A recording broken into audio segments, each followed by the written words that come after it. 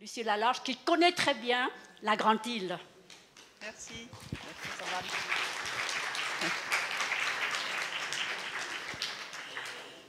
Alors, je vais vous parler maintenant des voyageurs naturalistes. Ça va être plus facile peut-être pour certaines parler. Excusez-moi. D'abord, le plus vieux herbier du monde, les herbiers, la technique a été élaborée à Padoue et c'était Luigi qui a le premier fait sécher des plantes. C'était après, comme je vous l'ai dit, la découverte de l'Amérique. Théophraste et tous les autres précédents avaient décrit à peu près 10 000 espèces. Même Linné lui-même n'en décrira pas davantage. Et la découverte de l'Amérique a apporté tellement d'espèces nouvelles que les techniques de dessin et tout ne pouvaient plus rendre compte de la biodiversité. Et donc la technique de l'herbier a été fondamentale. Tout s'élabore à partir de ces herbiers. Que ce soit la recherche d'ADN, que ce soit les recherches des stomates, des pollens, tout dépend de la systématique qui a été réellement élaborée à partir de Linné en 1752. Maintenant, je vais vous parler des différents rapporteurs d'herbiers, en quelque sorte, parce qu'il y a eu beaucoup de gens qui ont rapporté des plantes vivantes, mais s'il n'y a pas d'herbier, on n'en a pas la preuve. Et donc, l'herbier permet aussi l'histoire des sciences. Elle nous permet de savoir quel voyageur naturaliste a rapporté, sur quel bateau ils étaient et tout un tas d'autres éléments. Alors, à Madagascar, il n'y avait aucun habitant. Madagascar se détache de l'Afrique il y a 65 millions d'années et il n'y avait aucun mammifère d'aucune sorte. Seuls les lémuriens qui étaient répandus sur toute la planète, puisqu'on a retrouvé des squelettes de lémuriens, non seulement en Afrique, mais dans toute l'Europe. Les lémuriens sont des prosimiens, mais ils avaient précédé les humains, enfin les singes, et dont les humains dérivent. Les prosimiens sont des animaux, comme vous en voyez ici deux. Il y a les nocturnes et il y a les diurnes. Les lémuriens sont arrivés sans doute, un seul lémurien est venu. Au début, la théorie était que c'était les plus petits qui auraient pris des radeaux d'arbres qui sortaient des grands fleuves et les courants les dressant sur la côte malgache. Et ils auraient traversé le canal de Mozambique qui était moins naturellement important que ce qu'il est maintenant. Or, maintenant, les dernières recherches de l'ADN repositionnent cette théorie. Elle ne l'a pas du tout confirmée. Parce que l'ADN des tout petits microcèbes, les plus petits, maintenant, ne sont pas les plus anciens. Il est probable qu'ils sont arrivés avec 2 vagues au moins et ont proliféré à Madagascar parce qu'il n'y avait pas de prédateurs. Donc Madagascar, c'est une île où il n'y avait pratiquement aucun mammifère. Il y avait des petits hippopotames nains qui, sans doute aussi, ont été transférés par radeau sur des grands arbres coupés. C'était des petits hippopotames qui font à peu près 1 mètre. Donc, il n'y avait aucun habitant. Ça a pu être un laboratoire complètement vivant, complètement isolé de l'homme. C'est étonnant parce que le canal de Mozambique avec le pont que pouvaient faire les Comores, c'est tout à fait étonnant, mais c'est la dernière grande île qui a été colonisée, je puis dire, par l'homme. Donc ce laboratoire, 65 millions d'années sans intervention humaine, c'est pourquoi ça reste un hotspot très important, parce qu'il n'y a pas eu de destruction pendant extrêmement longtemps.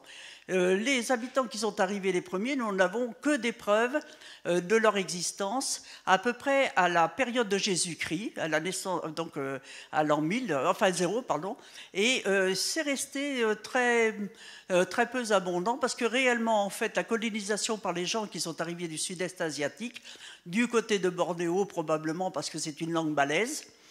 Ces habitants sont arrivés sur des petites pirogues et ils avaient, comme l'a dit Francis, ils avaient apporté, ils avaient à bord déjà dans leur pirogue pas mal de plantes qu'ils ont introduites.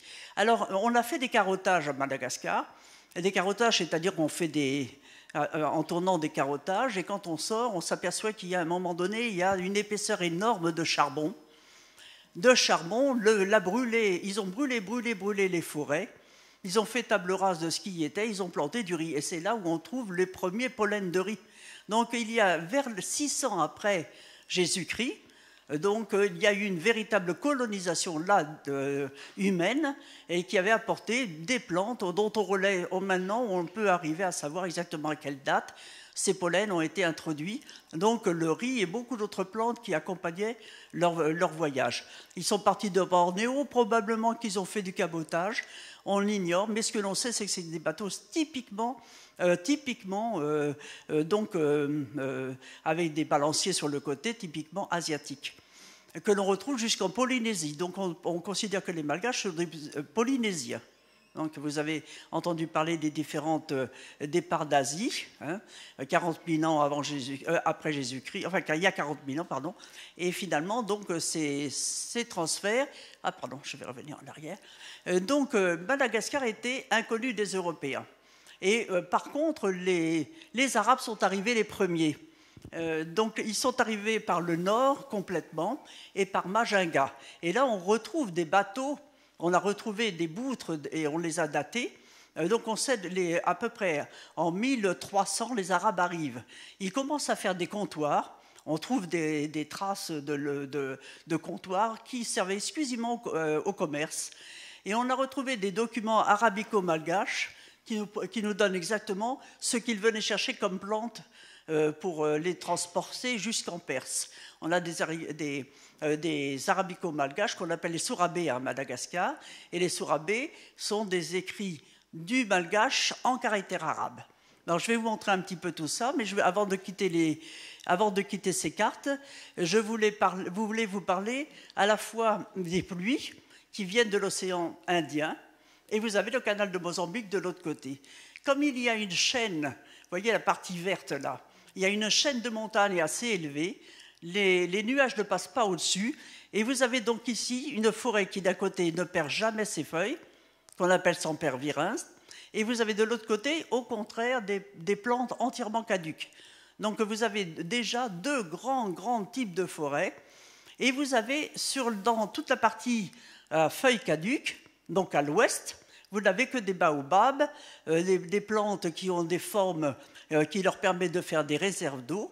Et vous avez des fois des tombées annuelles qui sont à peu près de l'ordre de 300 mm. Et en espace extrêmement rapide, en particulier dans le sud, là, au moment où vous voyez le vert et le jaune sans transition, là, on a ce qu'on appelle une fracture climatique. Vous avez d'un côté 3000 mm d'eau, et là, c'est la forêt qui ne perd pas ses feuilles. Et en passage d'un col, vous arrivez, il y a 300 mm d'eau de l'autre côté. Donc vous avez comme ça des climats qui changent à toute vitesse. Vous faites quelques kilomètres et ça y est, vous retombez dans une forêt qui n'a plus rien à voir. Et au nord, ça se passe exactement la même chose. Donc vous avez 4 types de baobabs jusqu'à la moitié à peu près de Madagascar au nord, et vous avez 3 autres espèces en bas. Alors, les baobabs se sont habitués, c'est un symbole, si vous voulez, de l'adaptation à la sécheresse. Donc, vous avez les gradients sur l'autre carte qui vous montrent que les espèces du nord ne sont pas du tout les espèces du sud. Et vous avez des carrefours dans lesquels vous retrouvez encore d'autres espèces. Il y a 8 espèces dans le monde de baobabs, et une seule en Australie et une seule en Afrique. Sur les 8 espèces, vous avez 6 espèces endémiques à Madagascar, une en Afrique, mais qui existe aussi à Madagascar, dans le nord, et vous avez aussi une autre espèce en Australie. Alors au départ, on s'est dit, bon, c'est la dérive des continents, vous avez une espèce qui est partie avec la dérive, avec l'Australie. Non, pas du tout. Les recherches actuelles montrent que les baobabs sont apparus beaucoup plus tard que la séparation de Madagascar de l'Afrique, et on a démontré que c'était monophylétique, c'est-à-dire qu'en fait, il n'y a qu'une seule espèce à la base, et qui s'est donc séparée par un arbre phylogénétique. Donc ils sont forcément nés à Madagascar. Toutes les espèces, et les fruits ont flotté par les courants. L'un a gagné par les Comores l'Afrique, et l'autre a gagné l'Australie, à l'ouest de l'Australie, par la flottaison des fruits. Donc vous avez comme ça tout un tas de questionnements que l'on peut se poser comme question, parce que vous avez beaucoup de genres qui sont communs à l'Afrique, et par exemple les aloés, vous avez des espèces en Afrique, vous avez des espèces à Madagascar, Et quelle est l'origine? Donc c'est l'ADN qui nous permet de dire, voilà, non, c'est monophylétique, ou au contraire, non, c'est apparu dans différents continents. Là, essentiellement, les plantes qui ont colonisé Madagascar venaient d'Afrique, et essentiellement, sans quoi les autres rapports sont avec l'Inde, parce que l'Inde est restée attachée à Madagascar après avoir quitté l'Afrique par la faille. Elle s'est reséparée. Vous avez des fosses de 10 000 kilomètres de profondeur. L'Inde est remontée. Elle a été séparée de l'Afrique. Et pendant longtemps, Madagascar et l'Inde sont restés attachés. C'est à ce moment-là que les Lémuriens arrivent. Et ce qu'on a appelé ce continent la Lémurie. Voilà. Alors, les bateaux étaient des bateaux qui permettaient de franchir les coraux. Parce que, comme vous le voyez, tout au fond, vous avez, je n'ai pas de flèche, à l'horizon, vous avez une barrière corallienne, très difficile à franchir, et qui ne peut pas être franchie avec des bateaux européens. Aucun bateau ne peut passer la passe là-bas. Donc, il fallait des bateaux qui soient adaptés à des zones coralliennes. Tout l'ouest de Madagascar, du nord au sud, c'est une barrière corallienne qui empêchait les bateaux de venir de ce côté-ci. Il y a seulement 2 passes au niveau de Tuléar. Et donc, les grands bateaux européens, quand ils sont arrivés, ils ne pouvaient absolument pas passer cette barrière corallienne, qui est du nord au sud. Et donc, les bateaux étaient des bateaux qui, eux, permettaient donc de passer sur ces barrières coralliennes. Vous avez un énorme champ de coraux, vous voyez, qui va jusqu'à la barrière là-bas. Donc, je repasse, pardon, j'ai dû aller dans le mauvais sens, dans ces arbres. Donc, ensuite, à l'arrivée des Asiatiques en l'an 600 après Jésus-Christ, vous allez avoir une colonisation arabe. On a daté cette colonisation, il y a des restes, beaucoup de choses. Vous avez l'écriture arabe, dans le malgache qui va s'écrire en caractère arabe, vous avez beaucoup de sourabés. Sourabés, ce sont ces manuscrits qui sont conservés au musée de l'Homme. Et il y a un manuscrit exceptionnel qui est un peu comme la pierre de Rosette. Il y a une partie en persan. Parce que les Arabes apportaient les produits qu'ils venaient rechercher à Madagascar, en particulier dans le sud de Madagascar, et ils les emportaient en faisant un commerce jusqu'en Perse. Donc il fallait qu'ils vendent leurs produits. Et ils avaient la liste qu'ils avaient faite en arabe, et ils avaient la liste qui était faite en persan.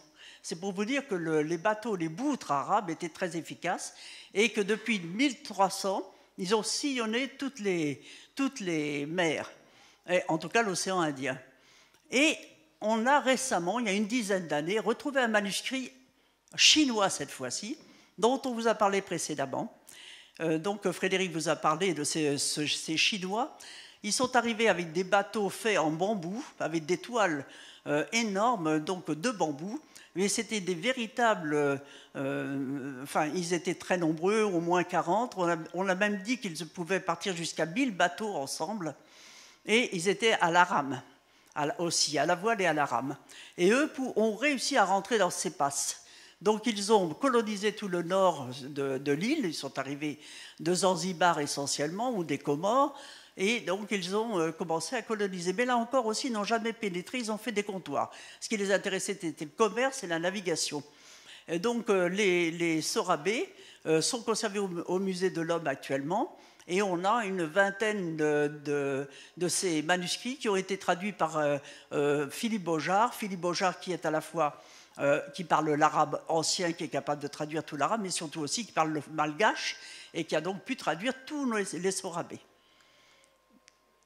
Donc, nous avons donc déjà les Chinois, enfin, donc d'abord les Arabes, ensuite les Chinois, mais les Chinois n'ont pas fait de comptoir du tout. Ils se sont simplement contentés de faire les cartes. Alors, la plus vieille carte de Madagascar est chinoise.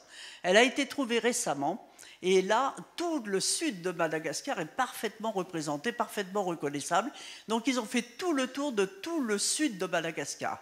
Cette carte est exceptionnelle, mais je n'ai pas pu me la procurer. Mais je crois qu'on peut la trouver sur Internet. Alors, les Portugais et les Européens arrivent donc en 3e position, enfin en 4e position après les Asiatiques, et ils vont, eux, arriver par le jour d'une tempête, une grande tempête. Alors, rapidement, je rappelle que les Portugais ont passé le cap de Bonne-Espérance, et que les Espagnols, par Christophe Colomb, ont découvert l'Amérique.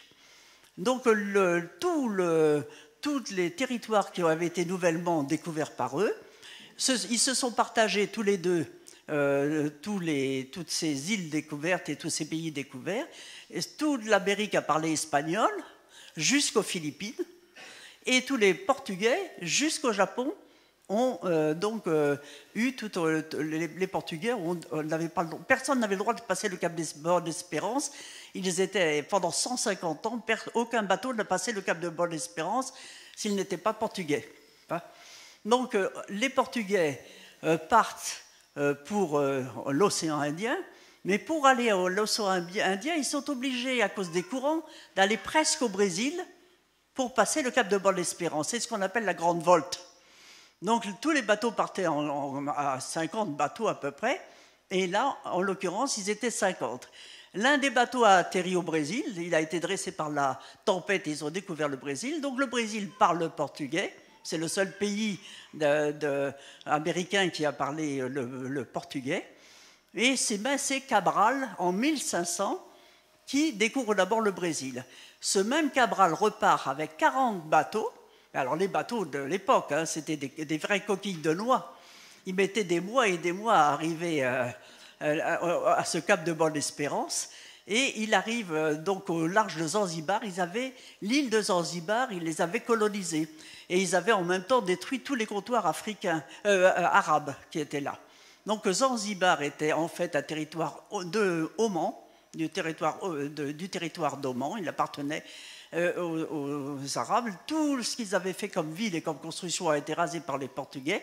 Et les Portugais, donc, en arrivant à Zanzibar, il y a une énorme tempête et c'est comme ça qu'ils ont découvert Madagascar. Curieusement, Madagascar est le dernier grand territoire qui a été découvert donc en 1500. Donc en même temps qu'ils ont découvert le Brésil en 1500, le même Cabral a découvert aussi par un de ces bateaux qui s'est drossé par la tempête, ils ont découvert Madagascar. À l'époque, c'était le 10 mai. Le 10 août, j'y arriverai, le 10 août, et c'était la Saint-Laurent, donc ils l'ont nommé île Saint-Laurent. Et c'est plus tard seulement qu'ils se sont aperçus que les Arabes connaissaient déjà ce territoire et que les Malgaches appelaient leur île Madagascar. Donc elle a repris son nom, et je vous raconterai à partir de ce moment-là comment ça s'est fait. Le premier qui découvre, donc 1500 par les Portugais, s'appelait Diego Dias. Et ensuite, ça s'est appelé Diego Suarez, en reprenant les deux noms du second qui a fondé le comptoir à Diego. Diego, c'est la 3e plus grande baie du monde. C'est une baie immense, la baie est plus grande, c'est la 3e du monde, et c'était très très facile de pouvoir fonder des comptoirs là. Donc les Portugais vont s'installer essentiellement à Diego Suarez. Et vous avez ici ce qu'on appelle le pain de sucre, qui est en fait des tombeaux, donc c'est protégé. Et vous avez d'énormes mangroves, donc là, dont vous voyez le premier plan. Donc c'est une mangrove très riche, et donc ces espèces-là, en général, ont été les premiers décrites. Voilà. Ensuite, ils ont commencé tout de suite à retransporter des plantes. Alors, il y avait déjà les Arabes qui étaient venus chercher plein de graines, qu'ils ont transportées. Alors, la difficulté, c'est que toutes ces plantes-là, naturellement, on ne savait pas quelle était l'origine. Maintenant, des plantes tropicales comme le flamboyant, vous le voyez absolument partout dans le monde, tout le monde tropical. Donc, l'origine des arbres est toujours très difficile à savoir, à déterminer, parce que les Arabes n'ont jamais rien noté, les Portugais n'ont jamais rien noté, et c'est des recherches extrêmement récentes qui nous montrent que c'est bien les Portugais qui ont transporté les graines de flamboyant et qui les ont d'abord... alors on a longtemps considéré que c'était les Français. Non, les Portugais ont précédé beaucoup. Ils ont transporté beaucoup de plantes d'un pays à l'autre, mais on n'a jamais retrouvé de manuscrit qui le disait. Alors, par exemple, les baobabs dont je vous parlais, voilà un baobab qui s'appelle Suarezensis, parce qu'il n'existe qu'à Diego. Alors vous avez comme ça donc les 8 espèces dont je ne vais pas tout vous énumérer, mais je vais vous montrer un peu la fleur de baobab. Voilà la fleur du Madagascariensis, c'est-à-dire Adansonia madagascariensis. Elle est rouge, vous voyez, et avec des étamines jaunes. La suivante, Vous voyez, dans le sud, ce ne sont pas du tout les mêmes espèces, elles sont très renflées, très grosses, et la fleur, elle est orange, les pétales sont oranges, les étamines sont oranges, et les sépales sont rouges. Donc ils ont l'habitude de garder des réserves. La forme du baobab classique que l'on connaît bien, c'est plutôt celle du sud, avec une adaptation beaucoup plus faite pour garder de l'eau. Hein. Donc ce sont des arbres bouteilles, ce que l'on appelle. Hein. Alors que dans le nord, elles n'ont jamais ces formes-là. Elles reçoivent encore trop d'eau. Et la plus belle et la plus rare, celle en voie de disparition, il n'existe que quelques pieds, c'est celle-ci qui a été dédiée à Perrier de la Bâtie, dont je vous reparlerai un peu plus tard, qui est jaune, qui est de la taille d'une grosse banane. Hein. Donc c'est une belle fleur, et les fruits contiennent à peu près 60 graines, qui germent très facilement. Malheureusement, quand ils germent, il faut que la graine tombe dans un couvert forestier. Et là, comme les couverts disparaissent très vite, et bien maintenant on a des allées de baobab, mais en fait c'est tout à fait artificiel. Tous ces baobabs, il leur faut absolument la forêt pour pouvoir se perpétuer. Et on assiste justement à cet arbre-là. Eh bien, on essaye maintenant de refaire des reboisements, de refaire des pépinières, et nous avons replanté plus de centaines de cet arbre-là à Diego, en espérant qu'il va être sauvé. On essaye maintenant, parce qu'elles sont vraiment en voie d'extinction, les grands arbres ne se reproduisent plus, et probablement même que les pollinisateurs ont disparu. Alors après, la grande baie dans laquelle il y a eu énormément d'implantations, et les premiers, les Hollandais, c'est la baie d'Antongil. C'est une grande baie, beaucoup plus petite que Diego. Elle fait 60 mètres de long sur 60 km, pardon, 80 sur 40. Et donc il y a une île à l'intérieur de cela qui s'appelle Nossi-Mangabé, où, comme il n'y avait pas d'hommes qui y vivaient, que ce n'était que des tombeaux, donc c'était protégé, on y a introduit le fameux aïaï. Aïaï, qui est un animal lémurien avec un doigt très long et qui est nocturne, qui était très en voie de danger. On le pensait complètement disparu. Il avait été décrit par Sonnerat dans son livre et on ne l'avait jamais retrouvé. Et c'est une équipe avec Jean-Jacques Peter et Albignac et Pétignac qui ont retrouvé donc ce lémurien, et du coup on l'a mis en sécurité dans cette île de Mangabé. La baie d'Antongil, elle est bordée d'une grande forêt, et c'est le seul endroit à Madagascar où vous avez la forêt qui tombe sur la mer, qui tombe dans la mer. Le nom d'ailleurs Mâchoile de la presqu'île, c'est ce que ça veut dire en malgache, la forêt qui tombe dans la mer. Voilà une autre vue avec énormément d'oiseaux. Vous avez les baleines qui viennent s'y reproduire. Vous avez donc là, au point de vue biodiversité, c'est le maximum. Malheureusement, ça venait à peine de passer patrimoine de l'humanité en 2009, quand il y a eu malheureusement la guerre entre les grands chefs. Et finalement, tous les gens qui produisaient la vanille se sont recyclés en bûcherons, et ils sont en train de démolir cette superbe forêt pour avoir les ébènes et les palissandres. Nous avons refait des pépinières, nous avons fait planter par les élèves de toutes les petites écoles qui sont alentour, on a refait replanter des ébènes et des palissandres à l'intérieur de cette forêt, parce qu'on sait que là, à l'intérieur de la forêt, ils vont continuer de pousser. Mais au fur et à mesure qu'on plante, on coupe. Il vous reste une demi-heure. Alors, je vais aller plus vite. Maintenant, c'est les Français qui arrivent à Madagascar. On est sous Richelieu. Richelieu, après les Hollandais et après les Anglais, ont décidé donc que Madagascar les intéressait beaucoup, et ils ont décidé d'implanter un comptoir aussi, tout ça pour la route des Indes, et pour pouvoir se réapprovisionner en eau douce. Donc ils vont faire un premier essai à Sainte-Luce, qui est un échec, 22 personnes meurent d'un coup du paludisme, donc ils viennent se remettre quelques kilomètres plus loin sur le fort, ce qui va s'appeler le Dauphin. Ce n'est pas l'animal, le dauphin, non, c'est le dauphiné. Parce que Louis XIV est encore dauphin, et c'est en l'honneur de Louis XIV dauphin que ça va s'appeler Fort Dauphin. Donc voilà l'histoire de ce nom, Fort Dauphin. C'était un fort en palissade seulement de bois, extrêmement fragile. Ils vont arriver avec 5 bateaux au départ, avec des prêtres qui sont chargés de coloniser les sauvages. Et puis ensuite, ils vont s'implanter. Et le premier qui est envoyé là-bas s'appelle Prony. Malheureusement, c'est une guerre religieuse. Prony est protestant, les autres qui ramènent, les autres bateaux, c'est des catholiques. Il va y avoir des bagarres entre eux, et 5 ans plus tard, on réenvoie un autre gouverneur qui, lui, est médecin, qui s'appelle Flacourt. Et retenez bien le mot de Flacourt, parce que Flacourt, c'est le premier qui va récolter des échantillons d'herbier. Nous avons donc le premier herbier tropical, parce que les Hollandais, les Anglais, les Chinois, personne n'a fait d'herbier. Et donc, nous avons le plus ancien herbier tropical du monde à Paris, grâce à Flacourt.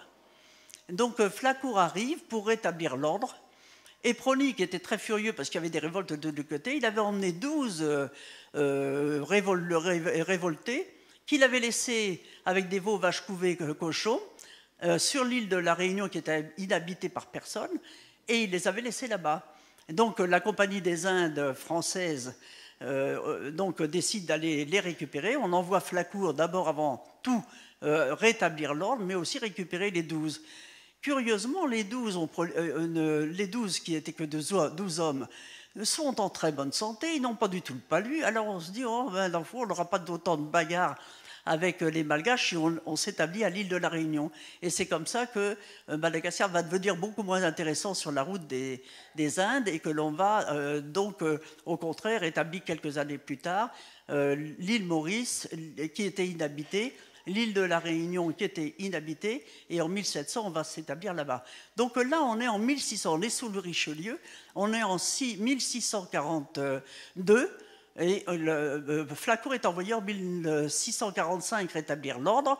Il récupère tous les gens, il les remet au fort Dauphin, et il va s'apercevoir très vite qu'il va falloir des renforts.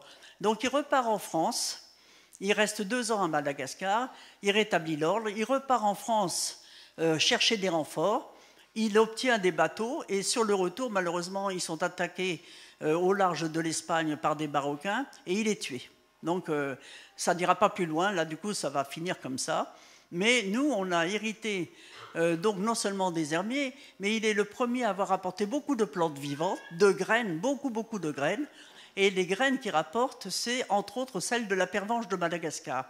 À partir de ce moment-là, la pervenche de Madagascar, qui n'existait que dans la région de Fort-Dauphin, il va en récolter beaucoup de graines qu'il va rapporter à Gaston d'Orléans, parce que c'est Gaston d'Orléans qui finance l'armement des 2e bateaux là, qui devaient partir en renfort. Donc Gaston d'Orléans, je rappelle qu'il est le frère de Louis XIV. Donc tout ça, c'est exclusivement pour essayer d'avoir des épices et ne plus passer par Venise. Ça, c'est toujours le même problème, ça reviendrait moins cher. Donc là, vous avez une vue aérienne qui date de janvier 2015, où j'étais avec mon frère qui est dans la salle et ma belle-sœur, et nous avons fait des photos. Heureusement, il y a une petite éclaircie. On ne voit donc pas du tout le pic Saint-Louis, qui va jouer une grosse importance pour, comme je vous ai dit, faire ce climat tout à fait particulier. 3000 mm d'eau par an de ce côté-ci, et on passe un col, et pof, on arrive dans 300 mm d'eau seulement. Donc, la France a fondé ce comptoir de la Compagnie des Indes en 1643. Il va repartir, lui, en 1648, et en 1658, il écrit un livre que je vous ai apporté, un exemplaire rarissime, puisque mon père travaillait déjà beaucoup sur Madagascar, et il avait dans sa bibliothèque ce livre très précieux. Donc, dans ce livre, il va décrire tout ce qui existe à Madagascar. Il y a des planches où il y a des poissons, il y a des planches où il y a toutes les plantes, et dans ces plantes, il décrit, non seulement il décrit, il met un numéro qui correspond aux plantes médicinales, et si vous regardez dans le livre, au numéro 142, il va faire la description complète de cette plante sous le nom de malgache de Toung, et le nom Toung est toujours le nom que l'on utilise à Fort-Dauphin. Et donc, il va rapporter toutes ces graines, et ils étaient très bien avec le jardin de Chelsea, jardin botanique de Chelsea, qui n'était pas le football, hein, mais qui était à cette époque-là un jardin d'acclimatation. Et très vite, les Anglais vont la remporter aux Antilles, et nous aussi.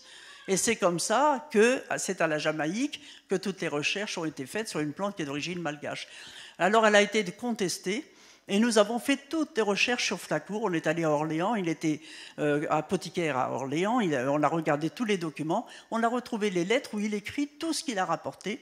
Et les herbiers ont été réétudiés, et j'ai publié toute la liste des herbiers qu'il a rapportés, que nous avons donc au Jardin des Plantes. Et cette liste a été publiée dans Ethnopharmacologia, malheureusement numéro épuisé, un numéro spécial sur Madagascar, mais on peut avoir le PDF si on le demande. Voilà, donc ce livre que vous voyez ici, je le mets trop près, c'est ça, non? Je peux le tenir pendant que vous montrez le livre. Ah, non, ben, je vais vous demander au contraire de le faire. Bon, il y a des planches repliables. Dans cette planche, il y a une belle carte de Madagascar. C'est une des premières cartes. Les Hollandais avaient déjà fait des cartes, mais qui n'étaient pas exactes. Enfin, c'est plus exact. Mais surtout, comme il est allé à La Réunion, c'est la première carte de La Réunion qui se trouve dans ce livre. Et vous avez la description de tous les faits historiques. Vous avez la description de tous les animaux, de tous les poissons, de tous les oiseaux. Et c'est le premier qui parle de ce fameux Eptiordis, qui était le plus gros oiseau qui n'y ait jamais existé, qui est équivalent de 3 autruches à peu près comme poids. Donc cet animal était encore vivant donc, en 1648, puisqu'il le décrit. Et il décrit l'hippopotame, il décrit tout un tas d'animaux qu'il montre, et surtout, il était très effrayé aussi par cette plante mangeur d'hommes que Frédéric vous a montrée. Cette plante mangeur d'hommes, il va la découvrir, enfin il va la voir. Oh, je vois que ça coupe un peu bon, dessous, enfin bon.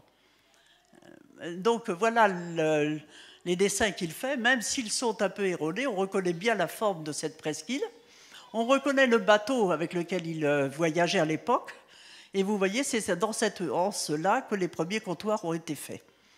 Vous avez de l'eau douce, et vous avez aussi, et c'est important, un passage des fois entre les lacs qui sortent sur la mer. Donc là, vous avez des lacs salés, qui sont là où se reproduisent tous les poissons, les langoustes, les fameuses langoustes de Madagascar, de Fort-Dauphin viennent de là. Elles sont dans tout ce lac salé, et vous avez des lacs d'eau douce qui alimentent la ville. Vous voyez le fort qu'il avait construit avant, vous voyez, c'est un fort carré. Vous avez les habitations, et il dessine aussi tous les jardins botaniques qu'il fait pour nourrir les hommes. Et là, il va introduire les tomates, il va introduire les petits pois, il va introduire les haricots, il va introduire tout un tas de plantes, la canne à sucre et tout un tas de plantes. Voilà une vue dans Google. Donc ça, maintenant, dans Google, vous avez le pic Saint-Louis, qui est une énorme montagne qui fait 1900 mètres d'altitude. Il est évident que les nuages ne peuvent pas passer. C'est ce qui crée ce microclimat tout à fait étonnant. Et là, maintenant, vous avez la presqu'île de Fort-Dauphin avec la tache jaune. Mais malheureusement pour Fort-Dauphin, ou heureusement, on ne sait pas, c'est la principale source de titane. Donc vous avez une exploitation d'un minerai qui s'appelle l'ilménite qui le contient, qui a fait des destructions dans toute cette région-là absolument considérables, et qui vont continuer. Alors vous voyez ce magnifique morceau de forêt, vous voyez la piste qui traverse là, ce sont des pistes pour chercher du pétrole. Et là vous avez aussi des schistes. Donc la menace est très très forte, parce que pour l'industrie, ils ont utilisé les lacs d'eau douce, ils ont fait l'aéroport, et ils ont construit un énorme port. Je m'excuse, je vais essayer de vous montrer ça avec le bambou. Ah, ben voilà, vous l'avez le port, tant pis, on ne va pas le voir où situé. Ils ont fait le port en eau profonde, le plus profond de Madagascar. Et c'est de l'industrie exclusivement du titane, avec des autoroutes et des camions qui tournent tout le temps, et qui sont en train de détruire toute cette région, qui était la région, je rappelle, de la pervenche de Madagascar, des baobabs et tout ça. Alors, voilà le jardin botanique qu'il a fondé, là-bas aussi, qui dessine aussi dans ce livre. Vous voyez le jardin botanique avec toutes les cultures en carré, les petits pois, les haricots et tout ça. Le pic Saint-Louis, je ne sais pas comment ça se fait, mais le pic Saint-Louis est sorti de la photo, mais dans Google, on le voit bien. On le voit, vous voyez, en perpendiculaire, et comment ça fait un microclimat. Voilà, les lacs d'eau douce sont utilisés pour l'île Bénite maintenant. Alors voilà le dessin de l'exploitation de l'île Bénite. L'île Bénite, c'est ce qui est en noir là-haut. Et ça tourne tous les jours avec des camions, d'énormes camions, qui tournent et qui ramènent avec la route qu'ils ont créée au port directement, qui est donc la presqu'île de Fort-Dauphin, et vous avez le port à côté. Et voilà, donc les langoustes se sont produits juste à côté, vous voyez, dans ce lac avec ouverture. Alors ce lac avec ouverture est important, je vais vous en parler après. Alors Flacourt, voilà le fort qui reste, de ce qui reste. Il y a un très beau musée qui a été fait par des gens remarquables, avec des guides qui sont extrêmement férus, beaucoup de documents qui n'existent que là. Vous avez, je suis passé un peu vite, je vais vous remontrer, et c'est entouré de canons. Alors pourquoi c'est pas Flacourt, hein? Bien sûr, il n'y avait pas encore les canons. Ça va être en 1750 quand un personnage qui s'appelle Modave va reconstruire le fort. Donc, voilà, vous avez le pic Saint-Louis là-bas. Donc toute la baie était protégée par des canons et tout par la suite, hein, quand ça a été recréé par Modave. Alors le livre donc, que je vous ai apporté, avec donc la date en caractère romain, 1600, il a été édité en 1658. Alors, la première pervenche que nous avons au muséum, on a 148 herbiers et on a des graines qui ont été rapportées de l'époque. Donc, il est marqué Tung, c'est-à-dire le nom malgache, et vous avez de la main de Flacourt. Cet échantillon botanique, il a donc près de 500 ans maintenant. La moitié des photos vont partir, elles sortent de l'écran. Il n'y a pas un moyen de réduire. Bon. Parce qu'il y avait la pervenche actuelle, mais enfin vous la connaissez, je vais passer. Bon, là voilà. Mais il a été le premier aussi à décrire les Népenthès. Népenthès dont l'air essentiellement est fait à Sumatra, tout Bornéo. Et il n'y a que 2 espèces à Madagascar, hein, alors que vous avez à peu près 200 espèces dans le genre Népenthès. Alors ils pensaient que c'était les cygnes qui venaient boire là. Et donc au début, ils avaient appelé ça plutôt col de cygne, mais il n'y avait pas de cygne à Madagascar, et les cygnes n'ont pas été. Et la bête, la plante mangeuse d'hommes, elle est ici et on ne la verra pas. Bon, je vais passer. Bon, alors en fait, c'était tout simplement cette plante. Ils avaient cru apercevoir la tête. Ça, c'est le comment s'appelle le cycas tuarzi. Ce cycas est comment? Vous voulez que j'essaye de regarder ou pas? Je ne sais pas parce que ça paraît un peu bizarre. Mais enfin bon, si on peut continuer, ça va. Hein. Donc le cycas, naturellement, n'a jamais mangé un seul homme, et c'était une interprétation tout à fait erronée, bien sûr, de cette pauvre plante. Donc il y a aussi le jasmin de Madagascar, que tout le monde connaît, qu'on a chez tous les fleuristes, ce jasmin de Madagascar, qui sent extrêmement bon. Et il est exactement aussi au sud de Madagascar, dans cette forêt qui est traversée par cette piste qu'ils ont faite pour exploiter l'île Ménite, et c'est pourtant là qu'est l'origine aussi de cette plante. Je vais continuer, vous en faites pas. Ça a un peu décalé. Voilà donc les planches pour les animaux. Mais vous constatez que le perroquet, qui est en 3e position, en partant du bas, vous avez le baobab est dessiné ici. Et le baobab, donc avec une porte. Et je vous dis que les Malgaches utilisent justement l'écorce pour faire des fibres, et ils découpent souvent leurs portes directement dans l'arbre. Donc déjà à l'époque, c'était comme ça. Il vous reste un quart d'heure. Alors voilà, le comte de Modave, c'est lui qui va reconstruire le fort. Il arrive en 1768 et il va rester jusqu'en 70. Il est le premier à introduire les cactus qui vont coloniser Madagascar. C'est très mal programmé, ça fait rien, on repasse. J'avais une magnifique photo du lac qui donne sur la mer, et là où on produit les langoustes à Madagascar. Et là où on produit aussi où les tortues viennent se reproduire là-dedans. Et vous avez donc une colonne dunaire extrêmement difficile à passer. Et vous voyez, vous avez tout de suite les montagnes derrière. Alors, il y a un sable blanc d'origine corallienne magnifique. Et malheureusement, ça va aussi très vite être exploité parce qu'on en a besoin pour construire les maisons. Donc tout ça, et voilà la piste qu'ont fait les Canadiens pour exploiter l'île Ménite. Toute la partie droite va être préservée, mais toute la partie gauche va disparaître pour l'exploitation de l'île Ménite. Philibert Commerson, alors là, c'est lui qui va rejoindre très vite le comte de Moldave, qui va descendre. Alors pourquoi il va partir de l'île Maurice? C'est qu'en fait, il a commis un crime qui est passible de la peine de mort, c'est qu'il a emmené une femme à bord, Jeanne Barret. Quand on découvre donc que c'est une femme, que c'est lui qui l'a emmenée, et ils sont l'un et l'autre passibles de la peine de mort en arrivant en France. Il est hors de question qu'il rentre en France, et depuis longtemps, Poivre avait envie d'envoyer un botaniste à Madagascar. Commerçon emballé, naturellement, accepte tout de suite de partir à Madagascar. Il va y rester 6 mois. Donc dans ce fort de Fort-Dauphin, il va rester là, il va prospecter partout en bateau. On a la date exacte dans chaque ville où il va descendre et il va aller jusqu'à Tuléar. Il fait donc tout le site. Et il écrit à Lalande, c'est une phrase dont je vais me laisser qu'un morceau, mais qui est enthousiaste sur les plantes qu'il va rencontrer, justement ces plantes extraordinaires. Donc je vous en montre rapidement des paysages juste de l'autre côté du pic Saint-Louis. Donc vous voyez les arbres pieuvres, c'est toutes les didieracées, c'est des familles relativement proches des cactacées, mais qui est endémique de Madagascar. Il y a beaucoup de familles, il y a 5 familles endémiques à Madagascar, de plantes qui n'existent que là.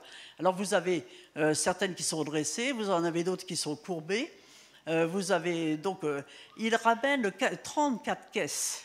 Je ne sais pas si vous voyez des malles qui étaient énormes de matériaux, mais il ne récolte pas que les plantes. Il fait des herbiers de poissons, il fait sécher les poissons, il les met dans des livres, des herbiers de poissons qu'on a naturellement toujours, et il est un collectionneur et un immérite. Il veut toujours tout ce qui est présent, et il va rapporter 6000 échantillons de Madagascar, dont 3000, oui, enfin bon, c'est terrible parce que ça ne marche pas mon système, 6000 herbiers, et il va rapporter 497 échantillons pour Madagascar, 6000 herbiers de tout le tour du monde qu'il avait fait avant, et 6007 pour la Réunion.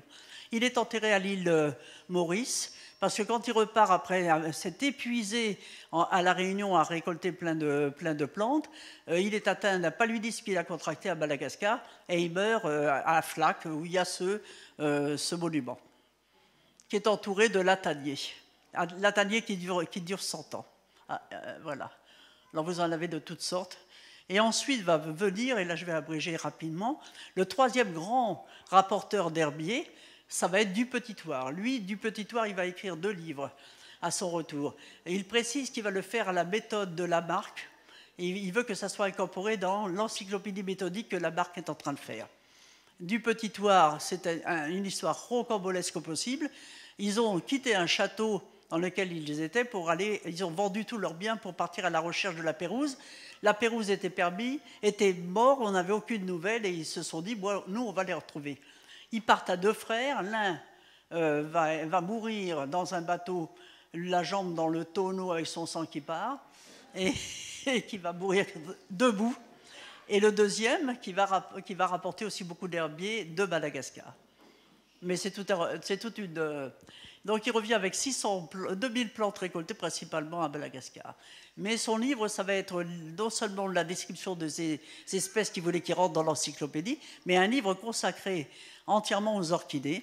Il a décrit beaucoup d'orchidées. Là, c'est la vanille, je vais passer. Je voulais vous montrer l'une qui a été très célèbre, c'est l'Angrecum sesquipedala. Parce que quand il a rapporté cette orchidée le premier, on a le type aussi dans tous ces herbiers naturellement qu'on peut étudier avec la main de Dupetit-Thouars. Le nectar étant contenu dans cet éperon, Darwin s'est beaucoup questionné sur quel animal pouvait, avec une trompe aussi longue, polliniser cette orchidée. Et il avait prédit qu'il y allait y avoir nécessairement un papillon qui devait avoir une trompe donc qui faisait 30 cm. Tout le monde a ridiculisé Darwin, mais 150 ans après, on a retrouvé le papillon en question et on l'a appelé Praedicta morganii parce qu'il avait été prédit que Xanthopon aurait cette trompe, et l'animal a effectivement la longueur de une trompe de 30 cm. Alors, il y a beaucoup de vanille endémique à Madagascar, je voulais vous en parler, mais c'est peut-être un peu tard. On va passer à Alfred Grandidier. Alfred Grandidier, c'est lui le premier qui fera une traversée nord-est et il va faire 3 fois à des niveaux différents, le premier, l'inventaire de toutes les plantes. Alors là, il va rapporter énormément d'herbiers qui vont servir à élaborer une première flore qui s'intitulera « Histoire physique, naturelle et politique de Madagascar », 30 volumes, 40 volumes, 30 volumes sur l'histoire naturelle, tous les oiseaux, tous les poissons, absolument toutes les plantes. Et c'est le début d'une véritable connaissance scientifique. Pour nous, c'était extrêmement important parce que la flore de Madagascar commence avec Bayon, il meurt, et c'est Drac del Castillo qui continue et qui meurt 2 ans après. Donc cette flore ne sera pas achevée, et c'est Humbert, professeur Humbert, qui va reprendre cette flore de Madagascar en 1935 et qui va décrire 12 000 espèces connues actuellement, en sachant qu'à peu près 10 espèces chaque année, nous rapportons au moins plus de 10 espèces nouvelles chaque année. Donc on n'a pas idée de combien il y aura d'échantillons, d'espèces en tout.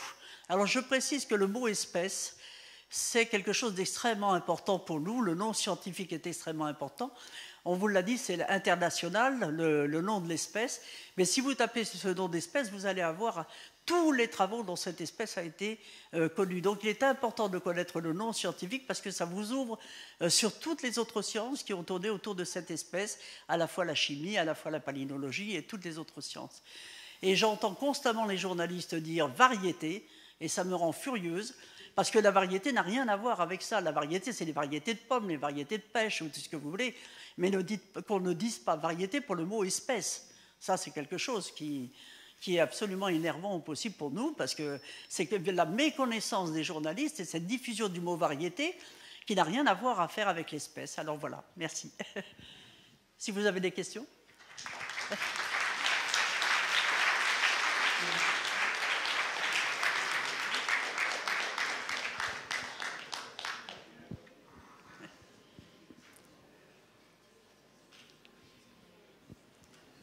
Il n'y a pas de questions, si.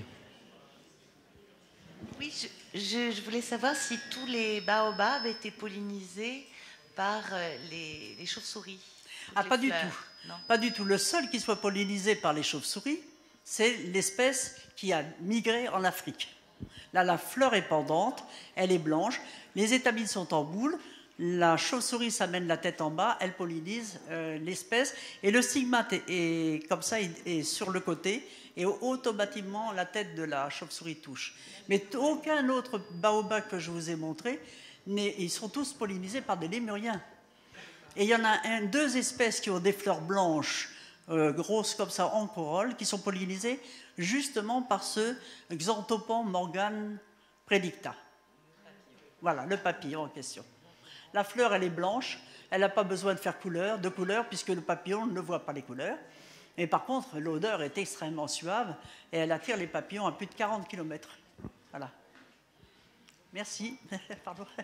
Je me permets de préciser un petit peu à propos du mot variété, selon la nomenclature.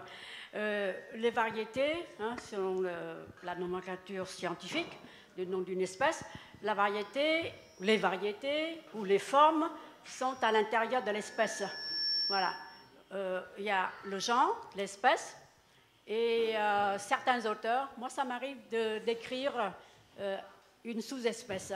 C'est-à-dire, on voit les caractères des fleurs, la couleur, ou alors le pistil est pubescent, le pistil est glabre, etc. En jugeant de ce niveau de valeur en tant qu'importance de l'espèce, soit on va mettre sous-espèce, ou alors carrément variété, parce qu'il y a certains auteurs qui aiment beaucoup différencier les plantes de la même espèce, mais avec des couleurs différentes, des pétales, couleurs des sépales, en les nommant les variétés. Donc c'est à l'intérieur de l'espèce. Voilà. Et ensuite, il y a également forme. Voilà. Donc les formes également sont à l'intérieur de l'espèce aussi, ou de sous-espèces, etc. Donc voilà la hiérarchie nomenclaturale. Merci. Monsieur. Merci. Je vous laisse. Oui, merci beaucoup, Lucille. Moi, je me demandais aussi si vous avez encore des missions, particulièrement du muséum à Madagascar. Alors, on monte une très grande mission qui va emmener 20 scientifiques dans une région où j'ai déjà emmené, parce que je dirige la mission.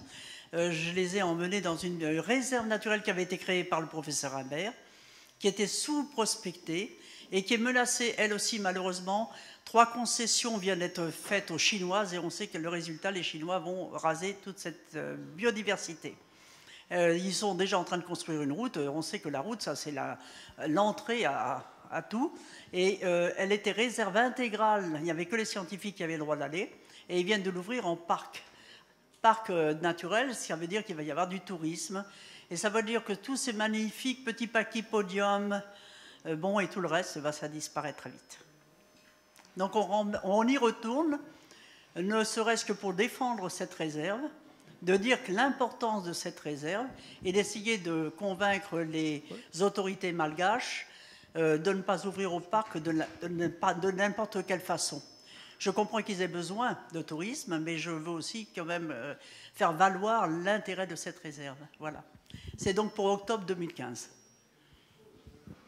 Ouais, j'ai une petite question, Lucille. Oui. Pierre Potier s'amusait à raconter que la pervenche de Madagascar était arrivée avec les piroguiers qui venaient d'Océanie, qui venaient de la zone indo-malaise, et que ça leur servait de coupe-fin lors de leur grande migration maritime. Oui. Est-ce que la génétique a apporté des réponses? Le Catharanthus roseus. Oui, le Catharanthus roseus. Le Catharanthus roseus, c'est une seule espèce. Elle est originaire de Fort-Dauphin. Et tous les recherches historiques que nous avons faites, j'ai un dossier comme ça de Flacourt, des lettres de Flacourt, et je peux vous dire que c'est Flacourt qui l'a rapporté, et c'est Flacourt qui a disséminé les graines, à la fois même jusqu'en Angleterre, et tout ça après est parti aux Antilles. Et c'est devenu la plante, on peut dire envahissante même, tellement elle prolifère, de tous les littoraux. Dès qu'il y a du sable au bord de mer, vous avez la pervenche qui pousse à merveille sous les tropiques. Je l'ai vu partout dans le monde, aux Philippines, je l'ai vu partout. Et l'histoire de pirogue, non. C'est un coupe-faim, moi-même j'en mange quand je suis sur place, si j'ai faim. Mais c'est amer, mais c'est pas très mauvais, c'est pas toxique. Et donc les Malgaches mangent souvent effectivement les feuilles pour couper la faim quand ils partent en pirogue. Mais c'est de l'histoire, si vous voulez, elle n'a pas été dispersée avant que Flacourt ne la reporte et la diffuse. Voilà.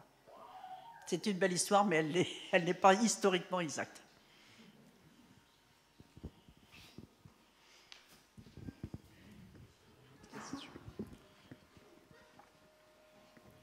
Juste encore un tout petit mot. Ici, j'ai un petit livre sur l'histoire de Flacourt. Et il y a des anecdotes extrêmement amusantes. C'est publié par les gens du Fort. On l'achète, malheureusement, il n'est pas diffusé.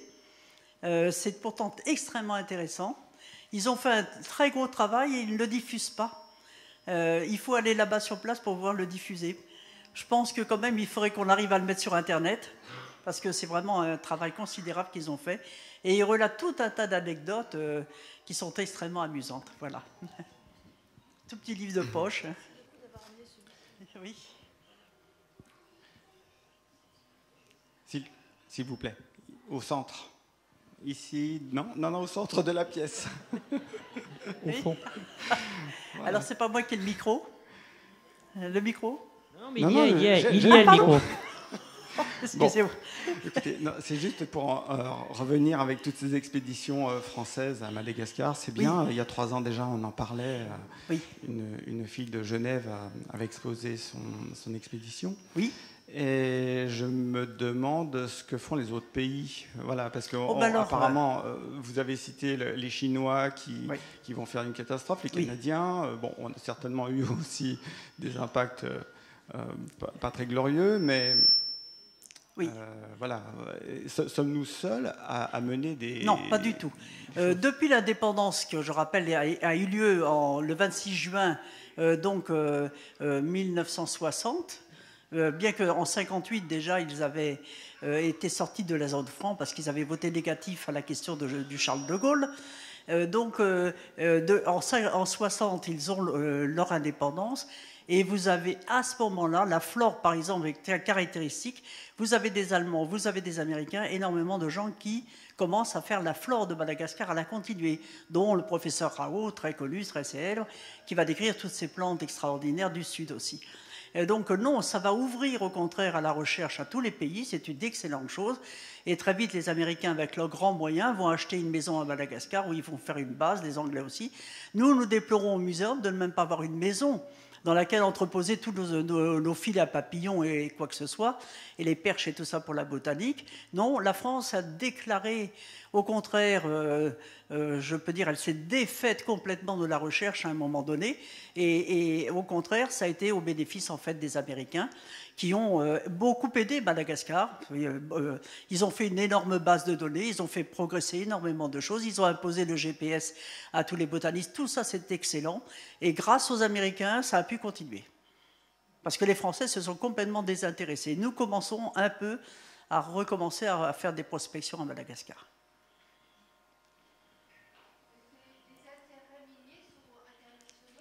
C'est des Canadiens, c'est Kitfer, c'est Rio Tinto, à la fois pour l'ilménite et à la fois pour le titane, à la fois pour le nickel aussi, où on a découvert des grandes mines de nickel qui sont exploitées par les Canadiens. Ils amènent leur matériel, ils amènent énormément de choses. Il ne reste pas grand-chose, sauf dans les poches des ministres, mais pour les Malgaches là-bas sur place, pas grand-chose. C'est une honte totale. Que faire? On ne peut pas.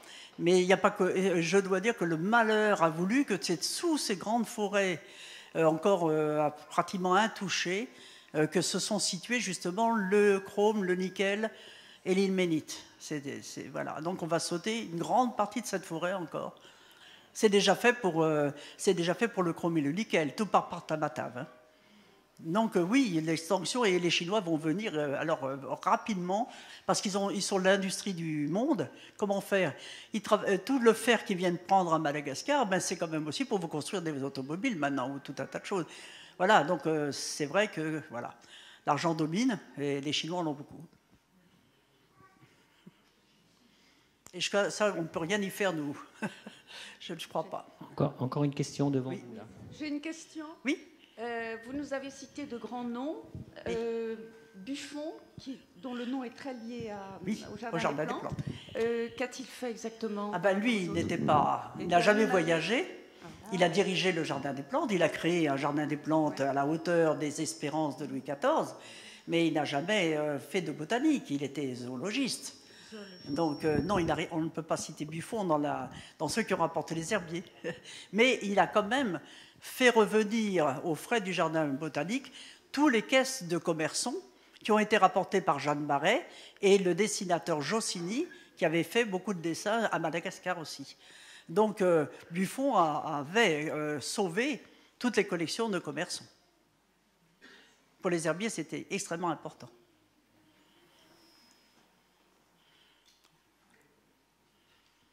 Plus de questions? Je peux ajouter un petit mot? Oui. Alors, Bougainville avait emmené Commerson comme botaniste. Ils sont partis avec 2 bateaux, l'Étoile et la Boudeuse. Bougainville était sur la Boudeuse.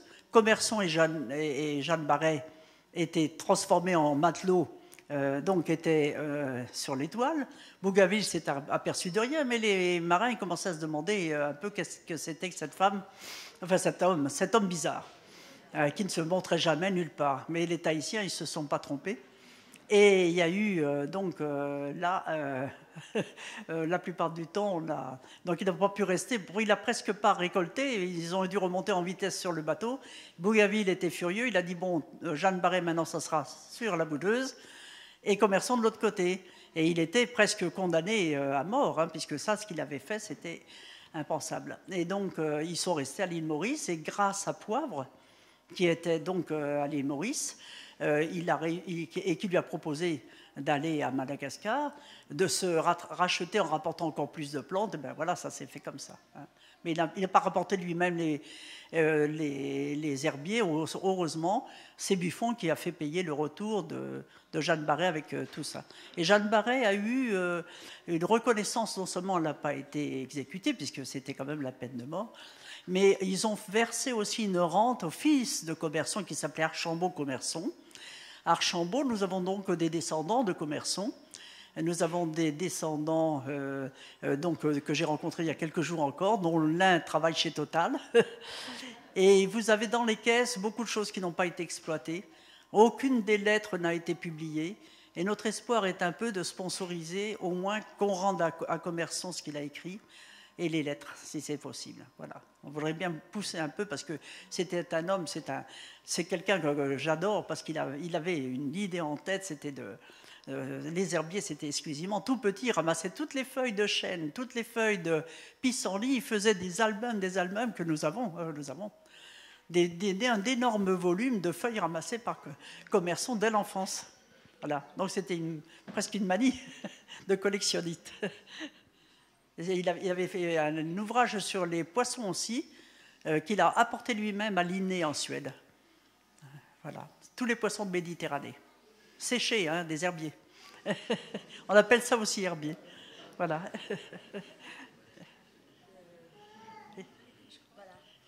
Je voudrais encore ajouter une chose.